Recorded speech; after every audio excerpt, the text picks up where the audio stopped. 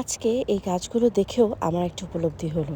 উপলব্ধিটা হচ্ছে এখন গাছের পাতা নেই, পুরো শীতকালে জুড়েই পাতা থাকে না এবং গাছগুলো কিন্তু কি সুন্দর গর্বের সহিত দাঁড়িয়ে আছে এবং দেখতেও খুব সুন্দর লাগছে।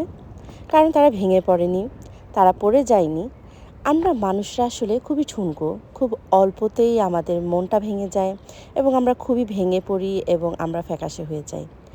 গাছগুলোর দিকে তাকালে আসলে তখন এটাই চিন্তা হচ্ছিল, এই গাছগুলোর মতো আমরাও যদি আমাদের মন খারাপ, ভালো খারাপ সব কিছু নিয়েই যদি এভাবে গর্বের সহিত দাঁড়াতে পারতাম, তাহলে আমরা মানুষরাও কিন্তু অনেক শক্তভাবে দাঁড়াতে পারতাম। যেমন গাছগুলো অপেক্ষা করছে যখন স্প্রিং আসবে, তখন হচ্ছে এখানে ফুলে ফলে একদম পুরো পাতায় ভরে যাবে। তেমনই আমাদের মানুষের জীবনের অপেক্ষা করতে হবে যখন আমাদের জীবনটা ফুলে ফুলে ভরে যাবে, তাই না?